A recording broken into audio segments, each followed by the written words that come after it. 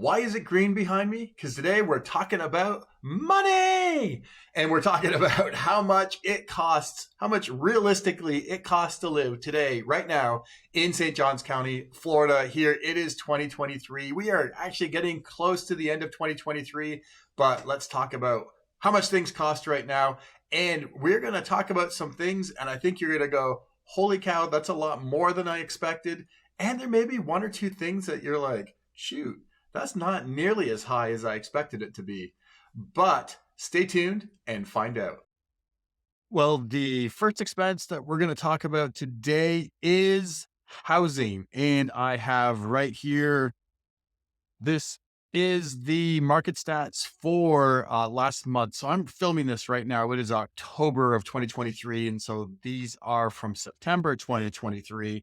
And I'll just run through these really quick, the ones that are appropriate for this video. But I don't know if that's going to focus. There we go. The median sales price. So median versus average, of course, median throws out the top of the range and the lower of the range. The median sales price in St. Johns County is $536,000. So over $500,000 for the median sales price. And just talking about costs here. So looking at this right here, $254, the average price per foot. So you look at a home in St. Johns County, you know that on average, it's about $254 a foot. Now, just to be clear, it's not that simple. Don't just take $254 and stick it on any house that you see. A pool home is going to have a higher price per foot. Typically, a smaller home is going to have a higher price per foot. A larger home's typically going to have a lower price per foot. And then you have like the different types of lots. You have all these different things that go into the price of a home. But just looking at the averages, it's $254 a foot. 536 is the median price. And then down here, this is relevant. I don't want to get in the weeds too much, but that 4.2 there, that is what we call absorption rate. Ooh, fancy. That is the months of inventory. And so that sitting at 4.2 indicates, historically, that's indicated that it's a seller's market. But it seems like right now, 4.6, just even anything close to 5 feels really, really balanced right now. The market feels a lot like it did in 2019 before COVID hit. So I would consider this a pretty balanced market right now here in St. Johns County. So what that means for you, if you're thinking about moving here, is it's no longer the sellers sitting up in their ivory tower on their balcony, looking down at the buyers like, bring me your offers. And if I deign to look at it, if I deign to consider it, then maybe we can make a deal. But you must get rid of all your contingencies and blah, blah, blah. Neither is it the buyers coming in and going like, listen here, seller, you're going to give me all this money towards closing costs, and you're going to waive my binder deposit, and you're going to do all these things. There's a pretty good balance and pretty good parity right now. So I know this is focused right now on what the cost of living is here, but just talking about housing really quick. We're sitting at that $536K for housing, $254 a foot. And just know that you have some negotiating power when you come down here. But let's talk about housing isn't just purchasing. Housing also rentals. So a lot of times people moving here, they're like, maybe get a rent for a year or two and just get a feel for things. And that can work. What I've been seeing for rentals is typically you're going to be in these like master plan communities. They're typically going from anywhere from maybe 2,200-ish for a townhome up to 2,800 for a smaller single family home. Then you go to 3,200-ish to 3,500 for a larger single family home. And then if you had like something with a lot of amenities, just a really cool situation, I've seen them $4,000, $5,000, $6,000 for like a nice pool home. So the days are not here. I don't want to say gone, because I guess they could come back, we come down and rent a house for 1,500 bucks a month. Just not happening here in St. Johns County. Actually, probably not up in Jacksonville either, but St. Johns County for sure. You're going to be 2,200 bucks for a townhome, probably.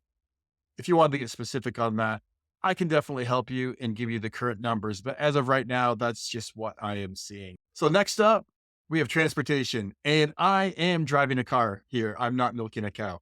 I don't know how it looks to milk a cow. I've never milked a cow, but hopefully it doesn't look like that. I'm driving a car and we're talking about transportation. And the reason I'm driving a car is because if you come down here to St. Johns County, you'll probably want to be driving a car too. Jacksonville area is huge. It's the largest city in the continental United States by landmass, I believe. If not, it's definitely up there. I think Alaska has a few cities that are bigger, but I think like actually in the continental United States, it is the largest. Prove me wrong. I don't care. It's up there. Anyways, point is, you're probably going to need a car. Public transportation is, there's not a whole lot of public transportation to go around. There's this kind of silly little skyway thing down in Jacksonville. There's some public transportation here and there, but nothing really to speak of. I wouldn't count on public transportation if you're going to come here to Jacksonville or here in St. Johns County for sure. Even once in a while, Ubers can be a little sketchy. So having your own vehicle is not necessarily a must. If you're going out occasionally, Uber can help you. If you lived in like Nocatee, you could get by and get everything done that you need in life for the most part with a golf cart. You can go to Publix, you can go to the pharmacy, you can go to the wine store, you go to the grocery store. All that stuff is available to you in Nocatee by golf cart. But if you want to get to the beach, if you want to get to the airport, you're probably not going to be driving your golf. You shouldn't, don't do it. Don't drive your golf cart to those places. So it is not a super walkable area for the most part. Again, living in the town center in some of these areas, definitely walkable for sure, 100%. But just generally speaking, you're probably going to want a car. And so that takes us into insurance. From what I hear, I'm not an expert on what insurances cost everywhere. And truth be told, I have not one, but two teenagers driving in my household. So my car insurance is really, really, really high. I shouldn't do thumbs up. I mean through the roof, but I'm kind of doing thumbs up. I don't give it thumbs up. Don't recommend having teenage drivers and carrying insurance. But anyways, our insurance is fairly high here, and that's because my understanding is it's because we have a lot of uninsured drivers, and so they get in wreck, someone's got to pay for it. Insurance goes up. I would count on somewhere between 100 and 150 bucks per vehicle in the household per month. I just know for me and my family, it's really, really, really stinking high. I could definitely get in touch with a real good pro, though, who can help you get those numbers dialed in. Gas prices, we are sitting right around, and I've seen this pretty much for the last year or so. I think I've seen it maybe as low as like 325 it up to 370-ish, but we're sitting right around $3.50 a gallon, give or take. And a lot of the gas stations, like I do the 7-Eleven a bunch, and get 11 cents off per gallon if I use their app. Or just the different gas stations, they have their loyalty programs. And a lot of times that can lower the amount per gallon. But right about $3.50 a gallon for a tank of gas. All right, so let's talk about electricity, I guess utilities in general. So electricity, uh, water, and another big one here, most of the master plan communities here in St. Johns County are all natural gas communities. A lot of natural gas communities. So we'll talk about gas as well. So let's start with electric. Now, electric is super important because it is hot here. And in the summer, we're running the AC. I mean, if you're not running the AC, man, my hat's off to you. We are not the same species. I need my AC. I need it nice and cool. But, and our house, so just give you our experience. My house is right about 3,200 square feet, and we like to keep it really cool. So during the day, we're probably 73. At night, we sleep pretty cold. The house goes down to 69 degrees.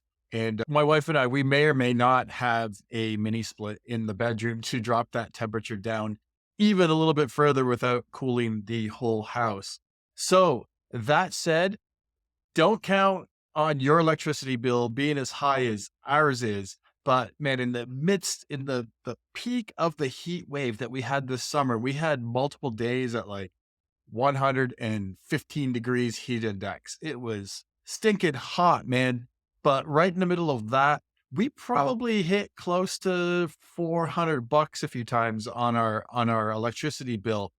But most summers, we can expect right around 320 bucks a month. And so, my opinion, we're kind of an extreme example. Canadian, upstate New York, we like to keep it pretty cool. If you're like in a 2,500 square foot house, especially a newer home with lots of energy efficiency, and you'd like to keep your home at 74 degrees or something like that, say, then I would expect you to be about maybe 100, 150 bucks in the summer per month. And then the nice thing is, and we're rolling into it coming up probably at least November, December, January, February, we don't really run the AC. Once in a while, we let the heat kick on if it gets really, really cold. And for us, really, really cold is low to mid 30s. And that's usually only for a couple days span. But yeah, we'll run the heat a tiny bit. And then the electricity bill is just crazy low, like 80 bucks or something like that. In the winter, our gas bill goes up a little because we love running our gas fireplace. Also, our hot water heater runs on gas. Most of the neighborhoods here are going to have natural gas, as I said. And then all the natural gas neighborhoods where the new construction is going in, every house has tankless hot water heaters. And those heat the water with natural gas. So, gosh, natural gas, I would say on the high end, 50 bucks a month, and then typically 20 to 30 bucks a month on natural gas, depending on how much hot water you're using, how much cooking you're doing, all that good stuff. So speaking of hot water, let's just talk about water in general. And this is one of the places where people get caught off guard and you can get some sky high water bills if you're not careful, especially when you're buying new construction. And I'll explain that in just a second. So we really have two types of water here. We have potable water. That's the water that you drink, the water that's coming into your house. And then a lot of neighborhoods have something called reclaimed water. And what you'll notice is out in the yard, there'll be these purple pipes and with the sprinkler on top. And whenever you see the purple pipes, that means that it's reclaimed water. And so that's water that is just reclaimed in those drainage lakes, and the water's processed and treated, but it's not potable. It's not for drinking. And so that's the water that's typically used for irrigation. Because there's a couple different types of water, there's a couple different price points, things get a little bit complicated. If you use X amount of gallons after that, then the price goes up. And so the reason that people like reclaimed water for their yard is that it's less expensive. But when you hit a certain threshold, sometimes that price goes up to where it's at or over the price of potable water, but it's still cheaper because you don't have the sewer. There's no sewer charges on it. So all that to say, it gets complicated. I would expect if you're watering your lawn properly, you're probably going to be 100, it depends on your yard, but on average about 150 bucks, 160 bucks a month for water.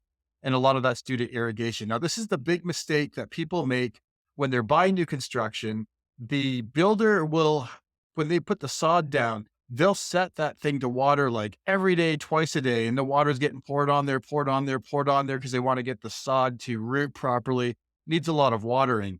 The problem is that when the buyer takes over the property and they change the water bill over to their name, what could happen is they forget to adjust that and not make it water every day, twice a day, and set it to the proper days. And so what happens is all of a sudden people move in and they get these like six, seven, $800 water bills. And they're like, oh my gosh, what's going on? This is craziness. But that can be fixed with just adjusting the timer on the irrigation system so that you're watering like a regular person, not like a builder who's just trying to get sod to take. Let's talk about the cost of food for just a second. If you live and you eat in the United States and probably just about anywhere, the cost of food has gone up. And so I'm not really sure compared to the rest of the country where we're at as far as food costs, but I know that they're a lot more than they were 3 years ago. My wife is an organic baker. And so we're buying organic butter and organic eggs, and organic milk and organic all this stuff. And holy cow, it is not cheap. It's expensive for food right now. So that said, there are quite a few options. You can go to Publix. There's a Publix grocery store like on every corner around here, it seems. And Publix does tend to be a little more expensive than some of the other stores. Of course, it's new and bright and clean, and they have BOGOs. So buy one, get one. My wife, she cringes every time I go to Publix because she knows I'm going to see something that's buy one, get one. And I'm just compelled to buy it. But there's other options too. There's your Winn-Dixie's and other grocery stores that Aldi's, and they tend to have maybe some lower pricing than the Publixes do. So if you're the kind that wants to drive around to a few different spots and get the best deals, that's available to you. If you want the convenience of having something right outside your door, that's available to you as well. But food costs are pretty high. So going out to eat, it's again, you've got a big range, right? You've got your standard kind of fare, if you will. Of course, you have fast food, and then you have your more touristy areas. My daughter and I, the two of us, had lunch together yesterday after church, and we went for Mexican, and she got queso. And so queso adds to the cost, and then a burrito bowl. And I got a taco basket, and we each had drinks. And that came out to like 32 bucks. So it was pushing 40 bucks after tip. And you could do it without the queso and everything. You could probably, 30 bucks for dinner or lunch for two would be pretty standard. Going out to eat for dinner, expect for a couple, maybe closer to 50, 60 bucks could, be 100 bucks on date night with wine or something as well. When you get to the more touristy spots like Caps on the Water or along the places down in old St. Augustine, yeah, it's touristy. So the prices are a little bit higher as well. You could expect to go get a piece of fish that's blackened and grilled, really nicely done with some nice sides, but it's going to be probably $27 to $32 for that particular entree. So just to summarize the food cost aspect here, I don't think you're going to be shocked because where you live right now, I'm sure your grocery bills are higher, but just be aware that, groceries cost more than they did a few years ago, but you do have options here. There are several different types of grocery stores here, from the real bright and shiny and clean ones with a little higher price to the ones that are maybe not run down, just not as much flash and flare going on, but you can save some money at them as well. Taxes. We need to talk about taxes. We're talking about costs of living here. And I've got good news and well, I don't know if it's bad news, but I've got regular old tax news, which, no one likes taxes, right? Who loves having taxes? But the really good news is that income tax wise, you probably know this, but if you don't, I love that I get to deliver this good news to you. Florida has no state income tax. So if you're moving from another state, say you were paying 6% state income tax, moving to Florida, assuming your salary stays the same, you just got a 6% raise. High five. But we are seeing a lot of that where people live in other states and now they're able to work remote. There's that big movement towards working remote, and they're moving to Florida and they're enjoying the benefit of not having a state income tax. The other benefit to that is just the practical aspect of not having to file a state return. So that's super amazing when you can just at tax time, file your federal taxes and you don't have to go through all the expenses and the rigmarole of filing a state return. It's just a federal income tax. So that's awesome not to have a state income tax. So now let's talk quickly about property taxes. How much property tax can you expect? And so there's a lot of factors at play here, and you're probably going to get sick of hearing me say it depends, but it does depend. So I'm going to give you a guideline, but just know that it could be plus, it could be minus. Try to be conservative. Usually try to aim on the high side when it comes to taxes, because I would much, much, much rather you come and have a happy surprise than underestimate the amount of taxes and then you have a shock. The first factor that your taxes are going to depend on is your assessed value of your house. Now, the purchase price of your house isn't necessarily where the tax authorities are going to value your house. Usually it's a little bit lower than the purchase price in my experience. That's where the assessed value is, and that's what your taxes are going to be based on. What we found is a general rule of thumb. If you take your purchase price of the home and you multiply it times 1.3%, that's going to give you a pretty good estimate of where your taxes are going to at least start. So here's some more good news on property tax. We have something called homesteading. Homesteading is amazing. It actually has a lot of legal protections, which I won't get into right now, but it also has a lot of cost savings. One of the big cost savings that most families enjoy is $50,000 of exemption. And so what that means is you have your assessed value, and what they're going to do is they're going to take the $50,000 off the assessed value. So if you had a $500,000 assessed value on your home, now you're going to pay taxes as if your house is assessed at $450,000.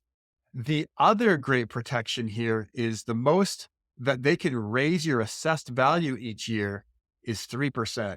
So even if the market goes up 10% and your house is now worth 550, the most they can go up is 3%, which, 515. I don't know. You can check my math on that, but your assessed value can only go up 3% max. And so if the market, the real value of your home goes up 10%, 8%, 7%, 3%, 10%, and that compounds on top of each other, the max you're only going to go up on your assessed value is 3%, 3%, 3% at the most, and sometimes less. So the really cool thing about that as well is you're going to build up a little bit of a cushion, right? So now let's say your house is worth 650 and the assessed value has bumped up to where it's at 550. You've got $100,000 of cushion in there. When you sell your house and go buy another homesteaded house, you can take that $100,000. It's called portability, and you can port that over to your next house. Let's say you bought a house for it assessed at $700,000, your new house. You're actually going to automatically from the start, you're going to pay taxes on that as if it's $600,000. Now take your homestead and you're going to pay taxes as if it's $550,000. So there's some cool things that go on with homesteading here. There are other benefits available as well for veterans with disability. There's some benefits available for seniors, and those generally are shaving $5,000, $10,000 off the assessed value of the home. So no income tax at all. And then property taxes, about, again, take your purchase price times 1.3% and then shave off that $50,000 homestead and start enjoying the 3% per year cap and the gap that you're going to build up over time. One of the biggest surprises, I think, right now on the bad side, one of the biggest shocks right now is for people moving here is our home insurance costs. When I moved here 10, 11 years ago, I remember, I think my house it was a 2,500 square foot house in Nocatee, and my insurance on it was around $400 a year. So pretty low.